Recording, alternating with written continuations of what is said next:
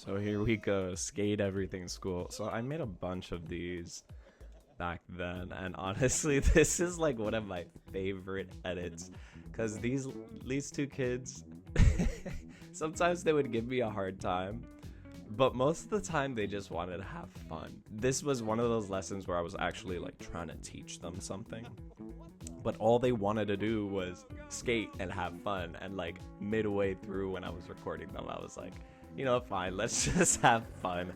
And you know, I think that's the best part about being a skate teacher, was not only seeing the progress, but just allowing these kids to have fun and explore and be goofy. And I remember I would bring so many boards with me to Prospect Park every day of the week, or not every day, every like other day, every week. And yeah, like I always had so many boards. The kids would like freak out over like the new board I would like bring. And yeah, it's just such a wholesome job. I would totally put on like a whole character for these kids and like really try to reach their level, because if I was serious, they would not listen to me. They'll just be like, boring. So I had to like stoop down to their level, get a little animated with them, and that's how I got them hooked onto skating. You know, at first they would give me a hard time, and then afterward they'd be like, oh, he's actually a fun guy, like, you know. And yeah, this is a challenging part, you know, trying to balance out that like fun versus the let's get business done, let's get to work, let's get to practicing. And let me also try to teach you in a way where you're aware of how dangerous it is what you're doing, you know, and how brave you are for even trying.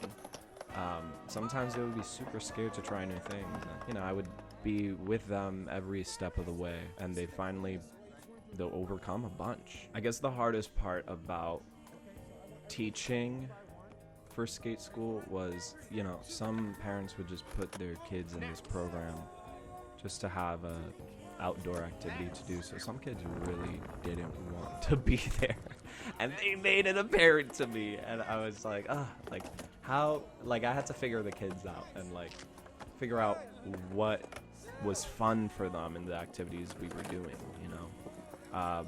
Sometimes they'll be like, why do I have to put the ring on the cone? And I'm like, okay, we don't have to do that then. Let's go on an adventure, right? And they loved the adventure aspect of my lessons. I would just take them through a path, and we would all just push together on our boards. And I made it fun, where I would like look out for actual obstacles and like warn them with a very animated voice, like, watch out, here comes an acorn. And they would be like, oh my god, watch out for the acorn.